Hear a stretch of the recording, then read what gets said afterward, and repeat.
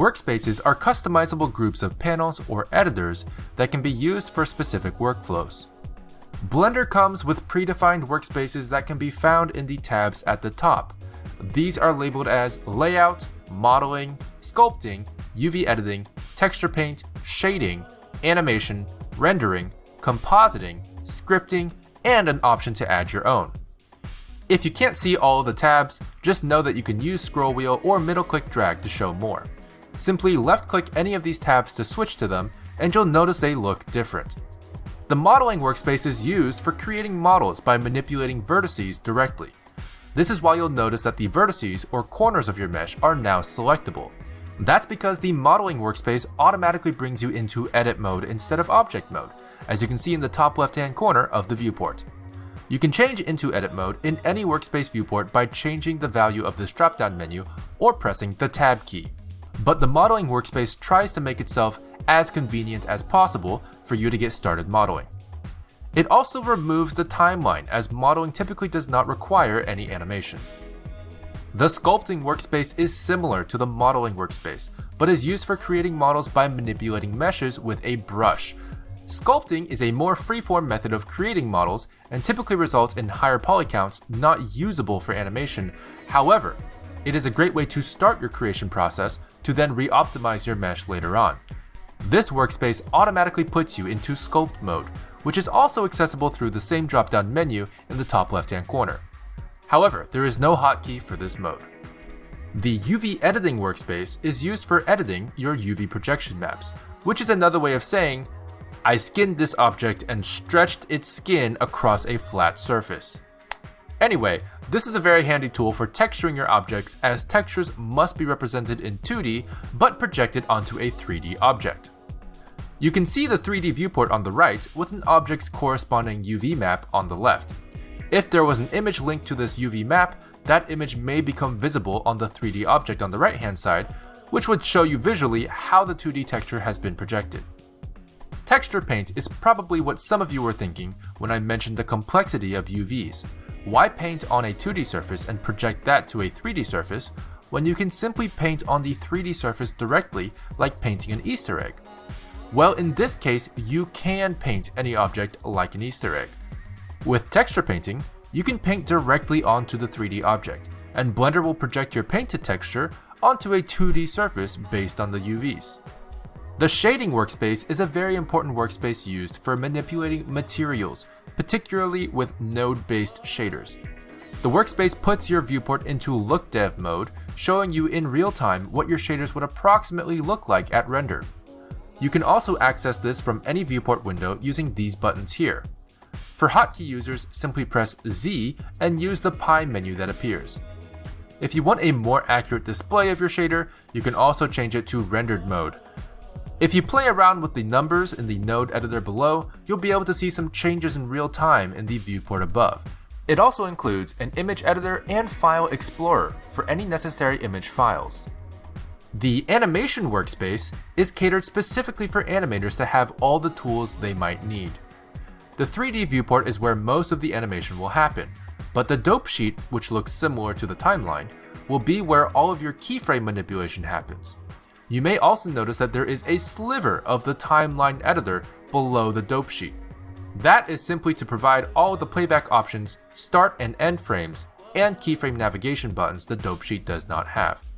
For example, you can click this circle/record icon to start automatically recording changes in your object's location, rotation, or scale as keyframes for animation. The camera view on the left is also a 3D viewport panel, but focused on the camera's perspective. This is great for getting an idea of what the animation will look like at render. Now, there may be some of you who are wondering where the graph editor is. If you want to use the graph editor, simply create a new panel and select graph editor from the editor options in the dropdown. However, the dope sheet is so powerful with keyframe manipulation compared to other 3D animation software that the graph editor is not used nearly as often, but it can still be useful. The rendering workspace is used for testing or finalizing the output of your file. If you had a recent render, it'd likely be displayed here.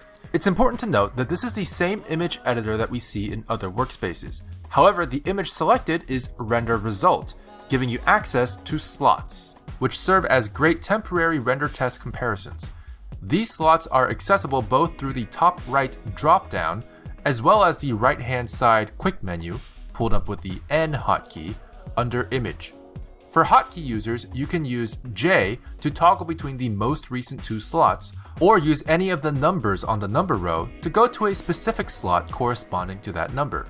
The compositing workspace is used for post-processing and After Effects that would add beautification to your renders, such as glow, blur, masks, etc. The compositor in Blender is node-based and is very similar to the shader editor in the shading workspace, but has its own editor in the drop-down menu. In order to start using the compositor, simply check Use Nodes at the top here. This will automatically generate a View Layer node and a Composite node. The Composite node is simply the end result receiver, your final output. And the View Layer node represents how you can use view layers to combine different passes, such as character and background in this compositor. Now you may notice that there is a dope sheet provided at the bottom, which is Blender's keyframe manipulator for animation. So why is it here? Well, let's say you're doing an animation where you want one particular part of the animation to have heavy directional blur because the camera is moving fast, but you want to turn it off after a certain point. In this case, you'll want to keyframe your blur property. The dope sheet is provided to help you keep track of those compositor-specific frames. The scripting workspace is for those instances where we might have to write some code. The text editor is very flexible. It can load and save files externally, enable syntax highlighting, enable word wrap, enable word lines, and a number of other useful coding tools. It can also provide easy to set up templates for common Blender script functions, such as UI elements or gizmos. You'll notice there's also a console panel provided on the left. This is for seeing error messages at runtime. And at the bottom, we have what's called the info panel.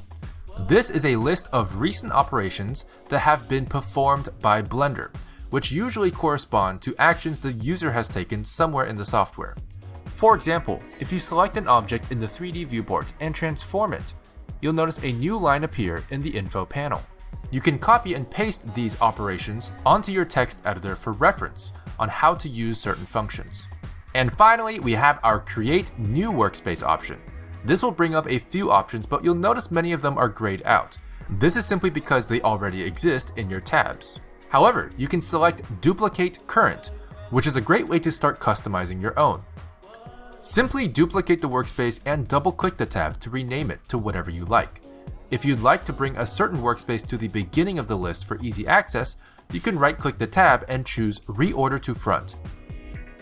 You can also remove workspaces from the list by right-clicking and selecting Delete. Keep in mind that if you delete a custom workspace, it will be lost forever. In order to save a custom workspace, I recommend setting up a custom startup file by opening up a new file, setting up your workspace, and then going to File, Defaults, Save Startup File. Your workspace will then be included in every new Blender file you create. However, while you are looking through the new workspace options, you may have noticed that there are a few workspaces in the creation options that we haven't seen yet.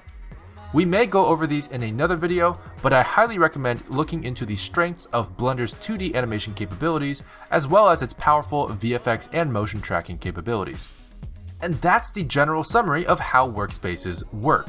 We'll be going over specific workspaces in more detail in their separate videos.